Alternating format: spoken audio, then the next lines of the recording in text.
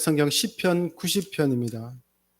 시편 90편 10절부터 끝절 17절까지 말씀입니다. 구약 성경 869페이지에 있습니다. 시편 90편 10절부터 17절까지 말씀입니다. 다 같이 하나님의 말씀을 받들어 읽겠습니다.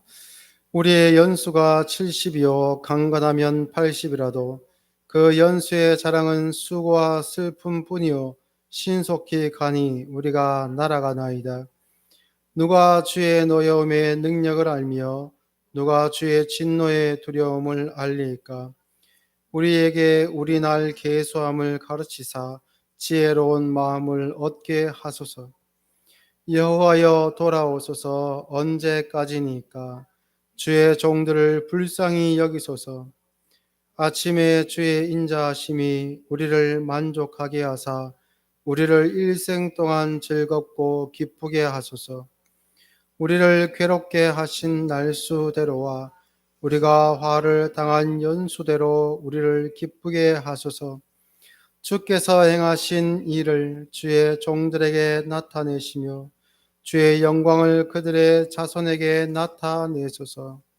주 우리 하나님의 은총을 우리에게 내리게 하사 우리의 손이 행한 일을 우리에게 견고하게 하소서. 우리의 손이 행한 일을 견고하게 하소서. 아멘. 시편 90편은 그 모세의 기도입니다. 우리가 이제 모세오경 중에서도 특히 출애굽기, 민수기 이런 성경들을 보면 급박한 상황에서 모세가 다급하게 하나님께 기도하는 장면들이 등장합니다. 그러나 오늘 그 모세의 기도는 어떠한 순간에 급박하게 되게 다급하게 하는 그런 기도라기보다는 그가 겪어온 그 긴 시간들을 되돌아보며 회고하는 것처럼 인생의 그러니까 신앙인이라는 이름을 가지고 살아갔던 그 이스라엘 백성들의 그 긴 인생을 회고하며 하나님 앞에 하는 기도라고 할 수 있습니다. 그런데 이 기도는 얼핏 보면 좀 허무해 보이기도 하고 좀 희망 없어 보이는 그런 기도처럼 보이기도 합니다. 왜냐하면 그 긴 시간을 통해서 모세가 깨달았던 것은 인간이 하나님 앞에서 얼마나 죄인이고 그들이 한평생 못나고 참 결실 없는 인생을 살았는가에 대한 이야기를 하고 있기 때문에 이것이 모세의 입장에서 보았을 때 그리고 이것을 읽는 우리의 입장에서 보았을 때 1차적으로 다가오는 것은 좀 허무함, 또 좀 안타까운 마음, 이런 마음이 조금 앞서게 됩니다. 그래서 아마 이 시편을 모세가 직접 이렇게 이제 지은 시편, 자신의 시편을 이렇게 읊는다면 아마 그의 깊은 한숨이 탄식이 중간중간에 또 마지막 부분에 있지 않을까라는 그런 짐작을 해봅니다. 하지만 오늘 여러분과 나누고 싶은 말씀은 여기서 끝나지 않습니다. 오늘 말씀은 분명히 반전이 있습니다. 우리가 다 아는 것처럼 모세는 80세가 되어서야 부름을 받았습니다. 그런데 오늘 시편 본문에 자신의 고백대로 한다면 80이라는 것은 인생의 끝 아닙니까? 그죠? 70이나 또 많이 살면 80이다라고 이야기하는데 자신의 말로도 끝난 인생의 시점에 하나님께서 자신을 부르셨습니다. 그래서 오늘 불러가셔도 이상하지 않을 그런 나이에 시작한 그 사역인데요. 실제로 모세가 출애굽 초기에 시내산에 이제 하나님께 계명을 받기 위해 올라갔을 때에도 오랜 시간 걸려도 모세가 내려오지 않는 것을 보고 아마 모세가 죽었을 것이다라고 이스라엘 백성이 그렇게 생각했지 않습니까? 그게 아마도 모세가 연로했기 때문이 아닌가. 그 자연스럽게 유추할 수 있는 그런 결과이기 때문에 아마 너도 나도 그렇게 다 생각했던 것 같습니다. 이렇게 정말 인생에서 은퇴할 나이가 되었을 때 모세는 하나님께 부름받고 40년간 이스라엘 백성들을 인도합니다. 이 모습은 아마 모세가 40부터 80에까지 이르는 그 40년의 시간 동안에 목자로서 그렇게 살았던 것처럼 이스라엘 전체의 목자로서 그는 부름을 받습니다. 그렇게 양떼를 인도하는 목자와 같이 부름받은 모세의 그 40년 인생을 이야기할 때 민수기 12장 3절에서 하나님께서 모세에 대해서 이렇게 말씀하시죠. 이 사람 모세는 온유함이 지면의 모든 사람보다 더하더라라고 합니다. 여기서 온유함이라는 것은 단순히 모세의 그 기질만을 뜻하지 않을 겁니다. 왜냐하면 모세는 뜨거운 가슴을 갖고 있는 사람이었기 때문입니다. 그의 기질은 그런 것이죠. 젊은 날의 모세는 뜨거운 마음을 가지고 있었습니다. 동족을 사랑하는, 동포를 사랑하는 그런 마음도 있었고, 또 그런 마음으로 행동으로 이렇게 분을 표출하기까지 했던 사람이 모세이기 때문에 개인적인 성향을 이야기하는 것은 아닐 겁니다. 분명히 온유함이라는 것은 그 백성들을 인도하는 목자로서의 입장에서 그 이스라엘 백성들과의 관계에서 나타났던 모세의 어떤 그 반응들, 이런 것들을 이야기할 때 온유함이라고 표현했지 않을까라고 짐작해 봅니다. 그리고 이 온유함이라는 단어는 우리말의 온유함과는 조금 다른 뉘앙스가 섞여 있습니다. 크게는 온유함이라고 할 수 있지만 여기서의 온유함은 동사에서 쓰였는데요. 고통받는다 또는 그 고난받는다라는 그러한 동사에서 파생된 그런 형용사와 명사들이 이렇게 쭉 있습니다. 거기에는 겸손한 자뿐만 아니라 가난한 자 또는 괴롭힘을 당한 자, 학대를 당한 자라는 뜻이 함께 포함되어 있습니다.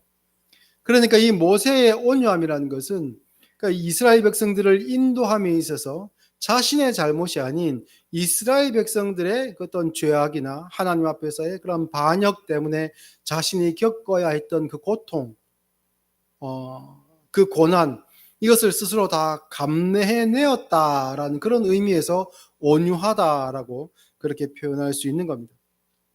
그는 정말 세상에 있는 일반적인 리더와는 달랐던 것 같습니다.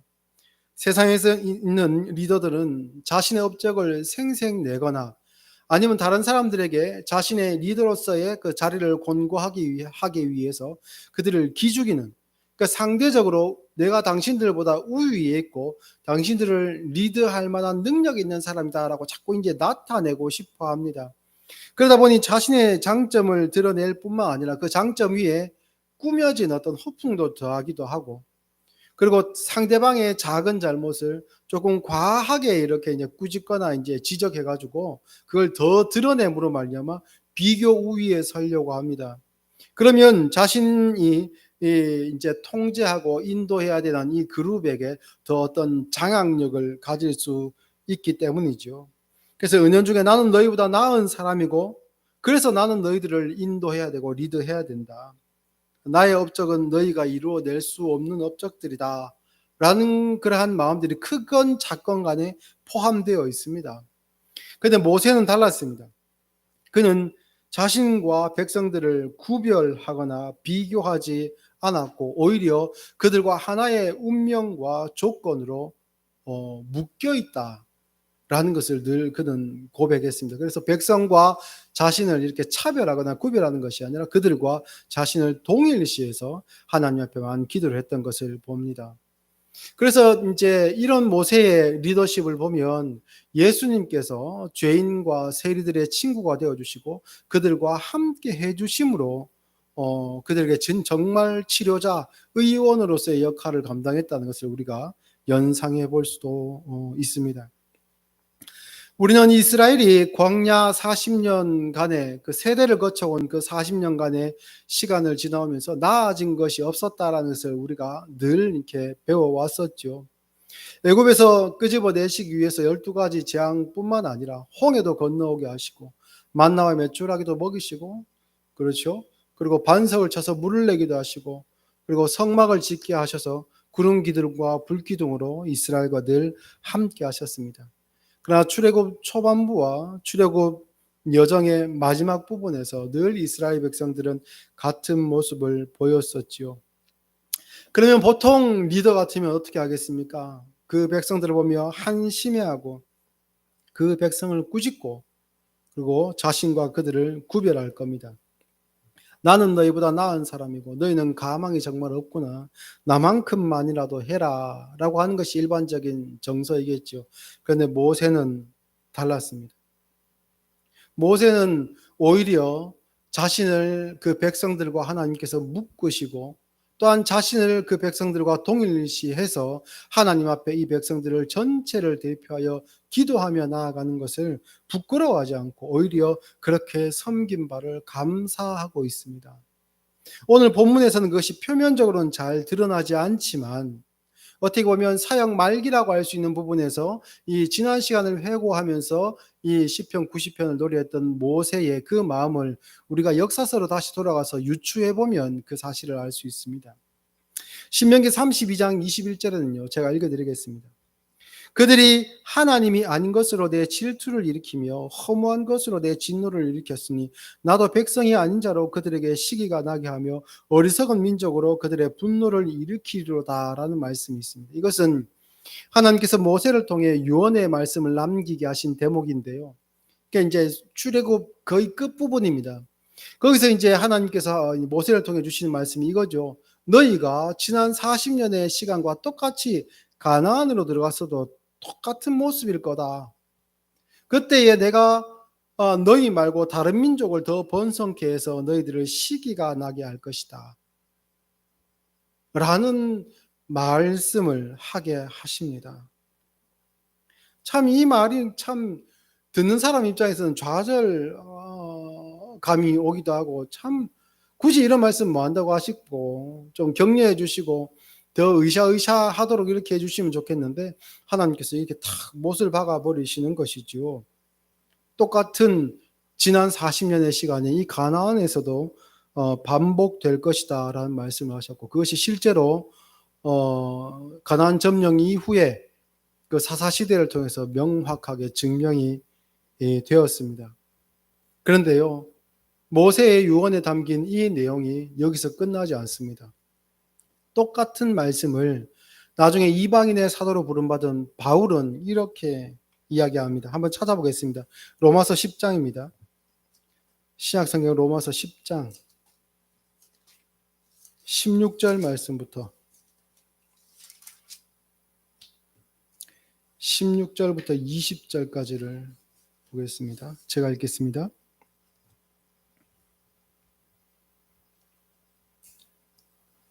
그러므로 믿음은 들음에서 나며 들음은 그리스도의 말씀으로 말미암았느니라. 그러나 내가 말하노니 그들이 듣지 아니하였느냐. 그렇지 아니하니 그 소리가 온 땅에 퍼졌고 그 말씀이 땅끝까지 이르렀도다 하였느니라. 그러나 내가 말하노니 이스라엘이 알지 못하였느냐. 먼저 모세가 이르되 내가 백성 아닌 자로서 너희를 시기하게 하며 미련한 백성으로서 너희를 노엽게 하리라 하였고 이사야는 매우 담대하여 내가 나를 찾지 아니한 자들에게 찾은 바 되고 내게 묻지 아니한 자들에게 나타난노라 말하였고. 그러니까 바울이 지금 그 모세와 이사야의 말씀을 언급하면서 이야기를 하고 있는데요. 이스라엘을 시기 나게 하는 어떻게 보면 도구처럼 보이는 이방인이라는 존재가 있습니다. 다른 나라들. 이들에게 하나님께서 복을 주셔가지고 이 이스라엘을 시기가 나게 하겠다라고 하는데 단순히 이 이방 나라들을 그 도구로 그러니까 이스라엘을 시기 나게 하는 어떠한 도구로만 사용하시는 것이 아니라는 겁니다. 그들을 이스라엘 말고 이방인을 택하심으로 말미암아 구원이라는 것이 조건 없이 주시는 하나님의 은혜로 말미암은 것이고 그리고 그 은혜로 아들을 보내어 주셨다라는 것을 이 바울은 이야기하고 있는 것이죠. 그래서 선지자적 입장에서 모세의 유언을 살펴보자면 단순히 이스라엘이라는 한 그 민족뿐만 아니라 이 실패한 이스라엘 민족을 통하여서 이방을 구원하시는 하나님의 은혜의 손길이 있는 것인데요. 그런데 이 이방을 택할 때에 이 말씀을 잘 읽어보면 어떻게 되어 있는가? 20절 말씀을 다시 보겠습니다. 내가 나를 찾지 아니한 자들에게 찾은 바 되고 내게 묻지 아니한 자들에게 나타났노라. 이것은 이방인을 향한 이야기지요. 선택받지도 못했었고 그들에게 하나님의 말씀을 전하는 선지자도 없는 나라들이었습니다. 그런 나라들에게 이스라엘의 배교함으로 말미암아 이스라엘의 실패로 말미암아 하나님은 그들에게까지 복음이 흘러가게 하셨습니다. 그러면 이스라엘은요? 하나님은 이스라엘은 버리셨습니까? 아닙니다. 21절 말씀에 보면 이스라엘에 대하여 이르되 순종하지 아니하고 거슬러 말하는 백성에게 내가 종일 내 손을 벌렸노라. 여기서 종일은 모든 날 동안이라는 뜻입니다. 하나님께서 이스라엘이 말을 안 들으니까 얘들을 버리시고 이방 나라를 택하신 것이 아니고 이들을 시기 나게 하시겠다 하시면서 이방 나라를 택하신 그 방법으로 동일하게 이스라엘 백성들을 향하여 온종일 모든 날 동안에 손을 내밀고 계시는 겁니다.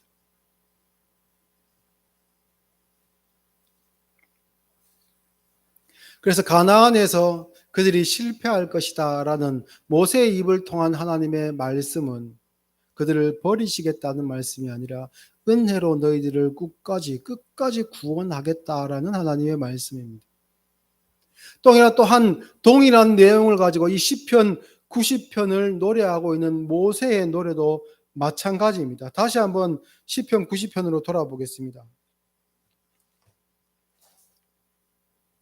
시편 90편으로 돌아보면요, 이 내용을 머리에 담고 보시면 조금 말씀이 다르게 다가옵니다. 13절 여호와여 돌아오소서 언제까지니까 주의 종들을 불쌍히 여기소서 아침에 주의 인자하심이 우리를 만족하게 하사 우리를 일생 동안 즐겁고 기쁘게 하소서. 우리를 괴롭게 하신 날수대로와 우리가 화를 당한 연수대로 우리를 기쁘게 하소서. 주께서 행하신 일을 주의 종들에게 나타내시며 주의 영광을 그들의 자손에게 나타내소서.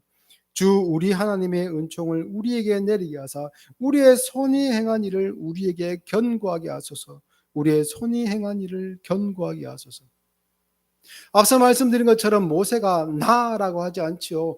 우리라고 하고, 그리고 이 이스라엘 백성들과 자기를 하나로 묶었습니다. 그리고 마치 자기 자신의 기도를 하는 것처럼, 이스라엘 자기 자신의 기도를 하는 것처럼 모세는 그렇게 기도하고 있죠. 그리고 자신들의 죄악으로 말미암아 하나님께서 자신을 괴롭게 하신 날, 이스라엘을 괴롭게 하신 그 모든 날수대로, 우리가 화를 당한 그 모든 연수대로 오히려 그것을 역전시키셔서 우리를 기쁘게 하여 주옵소서라고 기도합니다.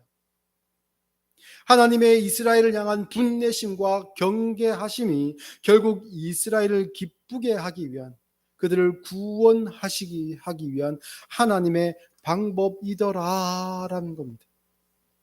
놀랍죠? 실패한 이스라엘, 그래서 그들을 버리시는 것이 아니라 오히려 실패한 이스라엘로 말미암아 이방을 택하시고, 또한 그 조건 없이 이방을 택하신 그 구원의 은혜로 말미암아 이 이스라엘을 향하여 여전히 손을 내밀고 계신 하나님의 은혜인 겁니다. 그래서 겉으로 볼 때는 이스라엘이 실패한 것처럼 보이지만 그것은 이스라엘의 실패이지 하나님의 구원의 실패는 아니라는 것이지요. 그것을 우리는 명심해야 됩니다. 참 여기서 하나의 궁금증이 생깁니다. 그러면 실패하는 모습 말고 승리하는 모습, 성공하는 모습, 또는 승리하는 모습, 순종하는 모습, 또한 영광스러운 모습은 안 될까요? 하나님은 왜 이스라엘을 실패한 자로 세우시고 그들을 통해 구원의 은혜를 나타내실까요? 이게 참 궁금합니다. 다시 시편 8편으로 한번 가볼까요? 조금 앞으로 넘어가서 시편 8편입니다.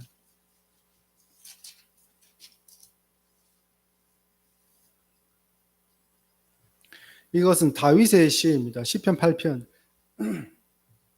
1절 말씀부터 보시면 여호와 우리 주여 주의 이름이 온 땅에 어찌 그리 아름다운지요 주의 영광이 하늘을 덮었나이다. 주의 대적으로 말미암아 어린 아이들과 젖먹이들의 입으로 권능을 세우시며 이는 원수들과 보복자들을 잠잠하게 하려 하심이니이다.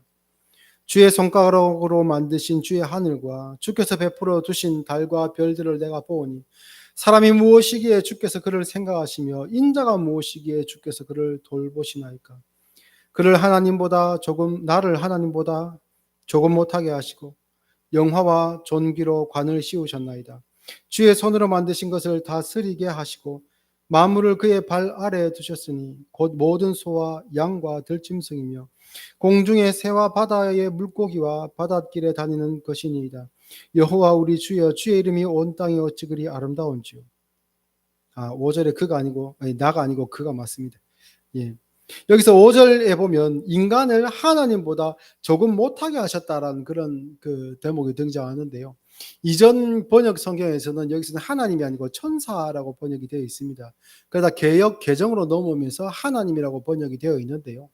사실 구약 성경에서는 여기 하나님이 엘로힘이라고 번역되어 있고, 이 엘로힘이라는 단어는 간혹 이제 종종 이제 영적인 존재들 또는 천사들, 또 심지어는 재판관들을 이야기할 때 그 엘로힘이라는 단어로 사용합니다. 그래서 구약 성경을 헬라어로 번역한 70인역에는, 구약 성경도 이제 원래는 히브리어로 기록되어 있지만 나중에 헬라어로 번역된 구약 성경이 있습니다. 그 70인역 본에는 여기서의 이제 엘로힘이 그 하나님을 나타내는 헬라어인 데오스로 사용되지 않습니다. 데오스로 사용되지 않고 천사로 이렇게 이제 번역이 되어 있습니다. 그리고 히브리서에 보면, 히브리서 2장에 보면 똑같은 이 그 시편 8편의 말씀에 대한 인용이 등장하는데 똑같은 내용 속에서 천사라고 이렇게 번역이 되어 있거든요. 그래서 영적인, 하늘에 있는 영적인 존재들을 뜻하는 단어였는데 뭐 이렇게 번역할 수도 있고 저렇게 번역할 수도 있지만 개역 개정에서는 하나님으로 번역되어 있습니다. 근데 이것이 우리에게 조금 이제 덜컥 마음에 이제 부딪히는 것이, 하나님보다 조금 못하게라고 하면 우리를 지나치게 좀 높이는 것처럼 보이지 않습니까? 그죠? 그런데 여기서의 하나님보다 조금 못하게 또는 천사보다 조금 못하게라는 것은 우리를 그만큼 존귀히 삼으셨고, 그리고 하나님보다 조금 못하게라는 것에 방점이 있는 것이 아니라 뒤에 나오는 다스리게 하셨다. 6절에 주의 손으로 만드신 것을 다스리게 하시고 만물을 그의 발 아래 두셨다라는 것이 핵심입니다. 사람을 지으시길 단순한 피조물로 지으신 것이 아니라 다스리는 자로서 지으셨다. 그렇게 귀중한 존재로, 존귀한 존재로 하나님께서 지으셨다라는 것이 여기는 방점입니다. 그래서 하나님으로 번역해도 되고, 그리고 천사라고 번역해도 크게 무리는 없습니다. 그것은 뭐 성경 상식으로 알아두시면 좋고요. 그런데 여기서 하나님께서 나를 얼마나 귀하게 여기셨는가, 나 같은 존재를 얼마나 존귀히 지으셨는가, 이 세상을 다스리는 자로 지으셨는가에 감탄하는 그 시가 다윗의 시로 기록되어 있는데, 똑같은 내용으로 아주 오래전에 족장 시대를 살았던 사람이 노래했던 부분이 똑같이 등장합니다. 아마 다윗이 그의 노래의 일부분을 인용해서 이렇게 바꾸어서 노래한 것이 아닌가 할 정도로 비슷한 구절을 우리가 발견할 수 있는데요. 시편 바로 앞에 욥기가 있습니다. 욥기와 시편은 붙어 있지만 시대적으로는 굉장히 거리가 멉니다. 욥은 족장 시대를 살았던, 아브라함의 족장 시대를 살았던 사람이고, 다윗은 그것보다 훨씬 뒤에, 수백 년 뒤에 시대를 살았던 사람이기 때문에 욥이 먼저죠. 그는 욥기 7장에서 이렇게 고백합니다. 사람이 무엇이기에 주께서 그를 크게 만드사 그에게 마음을 두시고 아침마다 권징하며 순간마다 단련하시나이까. 주께서 내게서 눈을 돌이키지 아니하시며 내가 침을 삼킬 동안도 나를 놓지 아니하시기를 어느 때까지 하시리이까. 사람을 감찰하시는 이여 내가 범죄하였던들 주께 무슨 해가 되오리이까. 어찌하여 나를 당신의 관역으로 삼으셔서 내게 무거운 짐이 되게 하셨나이까. 주께서 어찌하여 내 허물을 사하여 주시지 않으시며 내 죄악을 제거하여 버리지 아니하시나이까. 내가 이제 흙에 누우리니 주께서 나를 애써 찾으실지라도 내가 남아있지 아니하리이다. 똑같이 하나님께서 존귀히 여기신 을 깨달은 그 다스리는 자로서의 그 존귀히 여기신 그 은혜를 깨달은 다윗은 시편 8편에 노예를 하였고, 똑같이 하나님께서 존귀히 여기시고 관심을 두시고 집중하여 보신, 그러나 고난 중에 있는 욥은 다르게 이야기합니다. 내가 무엇이기에 하나님께서 아침 저녁으로 나를 감찰하십니까?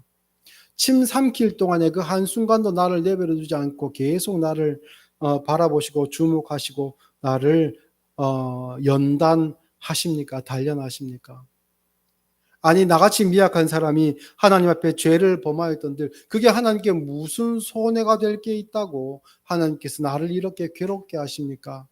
라고 욥은 고백합니다. 그리고 마지막에는 차라리 내가 죽는 게 낫겠습니다. 같은 하나님의 어떻게 보면 문장으로는 같은 내용처럼 보이지만 앞뒤가 완전히 정반대되는 그런 모습으로의 고백이 욥의 고백이었죠. 물론 이 고백은 뒤로 가면서 욥기의 마지막에서 그의 고백을 통해서 이것이 완성됩니다. 완전히 뒤집어지긴 합니다.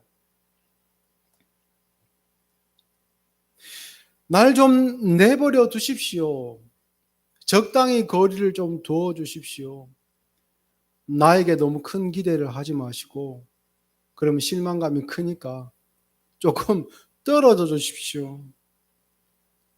가던 길을 가게 해 주십시오. 그렇게 부르짖고 있는 욥에게 하나님께서 탁 단호하게 말씀하시죠. 나는 그렇게 두고 보지 못한다. 이스라엘도 마찬가지였습니다. 하나님께서 귀히 여겨주셔서 그들을 인도해 내시고 어떤 민족도 경험해 보지 못한 그러한 큰 기적 가운데 40년을 보냈는데 그 40년 광야 생활 동안에 이스라엘에게는 어떠한 업적도 없었습니다. 그럼에도 불구하고 하나님은 그 세월을 그 긴 시간을 이스라엘과 함께 하셨습니다. 이것은 우리도 마찬가지지요. 쓸모없다고 하나님께서 버리지 않으셨습니다. 심지어는 때로 우리가 하나님을 배신했음에도 불구하고 하나님을 모른 척 했음에도 불구하고 우리를 내치지 않으셨습니다. 그리고 끝까지 함께 하시면서 징계하십니다. 왜요? 우리가 이스라엘이 하나님의 자녀이기 때문입니다. 그래서 이스라엘 광야 40년은 어떻게 보면 업적은 하나도 없지만 이스라엘에게는 쓸모없는 시간이 아니었습니다. 그 시간 동안 함께 하신 하나님을 보아야 됩니다. 모세는 하나님을 보았지요. 마찬가지로 하나님 앞에 크게 쓸모없어 보인다고 할 수 있는 저와 여러분의 인생도 함께 하시는 하나님을 우리가 볼 수 있어야 됩니다. 오늘 모세의 노래는 그 이야기를 하는 겁니다. 신앙인의 인생을 주목하여 보시고 그들을 존귀히 여기시고 그들에게 세상적으로 성공하는 모습들이 아니라 할지라도 그래서 그 극한에는 십자가를 지는 모습이라 할지라도 그 가운데 함께 하시는 하나님의 은혜를 바라본 사도들의 권면은 이러합니다. 갈라디아서 6장으로 가보겠습니다.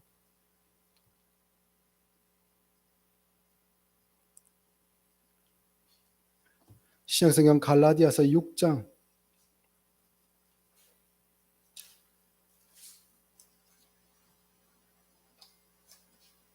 1절부터 5절까지입니다. 시작 308페이지에 있습니다. 갈라디아서 6장 1절부터 5절까지입니다. 형제들아 사람이 만일 무슨 범죄한 일이 드러나거든 신령한 너희는 온유한 심령으로 그러한 자를 바로잡고 너 자신을 살펴보아 너도 시험을 받을까 두려워하라. 너희가 짐을 서로 지라 그리하여 그리스도의 법을 성취하라. 만일 누가 아무것도 되지 못하고 된 줄로 생각하면 스스로 속임이라. 각각 자기의 일을 살피라. 그리하면 자랑할 것이 자기에게는 있어도 남에게는 있지 아니하리니 각각 자기의 짐을 질 것이라.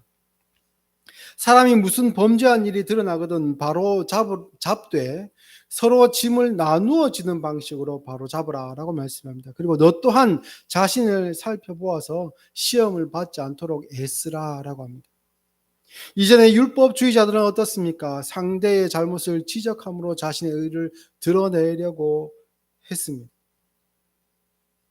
그러나 우리와 함께 하시는 은혜로 함께 하시는 이방인을 통해 이스라엘을 시기나게 하시는 방법으로 구원을 이루시는 그 하나님의 끈질긴 사랑, 그 사랑을 바라보는 사람의 입장에서는 서로 짐을 나누어 지는 방식으로 이 일을 바로잡으라라고 합니다. 그러면 짐을 나누어 진다는 것은 어떤 의미일까요? 3절 말씀에 보면 만일 누가 아무것도 되지 못하고 된 줄로 생각하면 스스로 속임이라고 합니다. 이것은 저 사람은 이렇게 틀렸고 너는 이렇게 고쳐라 저렇게 고쳐라 라고 하는 방식, 그게 아니라는 겁니다. 율법주의적인 잣대를 들이대는 것, 그것은 하나님의 은혜를 이야기하는 것과 전혀 다르다는 것이죠. 그리고 바울이 이야기하는 것, 사도들이 이야기하는 것은 모세의 기도를 쫓으라라는 것으로 결론을 낼 수 있습니다. 자신과 이스라엘을 묶으신 하나님의 뜻을 이해하고 나와 너희가 아닌 우리를 기도의 주제로 삼아서 하나님께 부르짖는 그 모세의 기도를 우리는 본받아야 됩니다. 나아가 인류의 죄를 해결하시고 그 죄에서 인류를 구원하시기 위해 그들 중에 하나로 찾아오신, 그리고 그들의 죄를 뒤집어 쓰시고 대신 죽으신 예수님을 우리는 잊어서는 안 됩니다. 가장 하나님의 하나님다우신 모습으로서 예수님이 모세의 고백에서 나오고 그리고 바울의 사역에도 담겨 있음을 우리는 기억해야 됩니다. 여러분 앞에 고백할 것이 하나 있는데요. 최근 제 많은 부분을 채우고 있었던 감정을 이야기하자면 기쁨, 슬픔, 이런 그 사람의 감정을 이야기하자면 저의 마음 안에 가장 많은 부분을 차지하고 있는 감정은 분노의 감정이었던 것 같습니다. 대한민국이라는 나라와 또 그 중에서도 한국 교회를 향한 일종의 그 분노의 감정을 감추기가 어려웠습니다. 일제강점기 시절에 하나님을 배교한 역사 이후로 나아진 것이 하나도 없어 보이는 그러한 교회였기에 그러한 부분을 생각할 때마다 저희 안에서는 분노의 감정이 많이 이렇게 올라왔었습니다.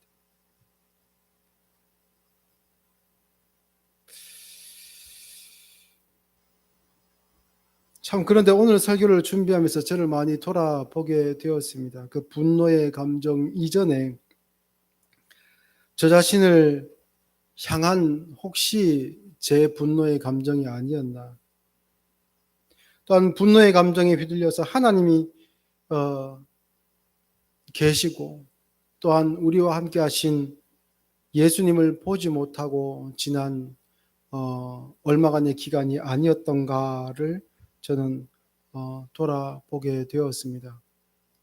많은 부분에서 한국 교회가 부족하고 우리들도 많이 부족합니다. 그러나 우리가 잊지 말아야 될 것은 앞서 말씀드린 것처럼 성과를 통해 하나님께서 구원하지 않으시고 부르지 않은 자들에게 또한 요구하지 아니한 자들에게도 하나님께서 찾아가셔서 그들을 구원하신 그 은혜의 방식으로 이스라엘을 똑같이 구원하셨던 것처럼 그 큰 하나님의 은혜와 사랑을 더 우리가 붙들어야 되는 시점이 아닌가, 그런 생각을 해보게 되었습니다. 이스라엘과 함께한 모세는 한 번도 시원하게 뭔가 참 그 인도하는 양떼들이 이렇게 좀 하나님 앞에 귀하게 반응한 적이 없었던 것 같아요. 제가 읽어보기에도. 우리의 신앙 인생도 그와 비슷하지 않을까 생각합니다. 늘 부족하고 늘 연약하고 하나님 앞에서 부끄러운 것 많고. 그러나 그런 모습 이전에 절대 잊지 마십시오. 하나님의 사랑은 그것보다 더 큽니다. 예수님의 희생은 그것보다 먼저 있었습니다. 그리고 성령님의 우리와 함께 하심의 은혜는 지금 이 순간도 이어지고 있다는 사실 꼭 기억하시고, 모세와 같은 은혜의 기도, 또 짐을 서로 나누어질 수 있는, 기도로 나누어질 수 있는 그 어떻게 보면 영적인 리더로서의 역할들을 우리 모두가 감당할 수 있었으면 좋겠습니다. 그래서 작은 예수로서의 모습으로 세상에서도 예수님을 통해서 우리에게 하나님 자신을 계시하신 것처럼, 또한 그러한 방식으로 이 땅을 다스리신 것처럼 우리를 귀한 존재로 이 땅에 보내셨으니 하나님께서 하나님의 은혜를 아는 우리를 통해 하나님을 이 세상에 계시하시는 방식으로 세상을 다스리게 하신다는 사실도 꼭 기억하시고 그 사명 감당하실 수 있는 저와 여러분이 되었으면 좋겠습니다. 기도하겠습니다. 사랑의 하나님 아버지, 은혜를 감사드립니다.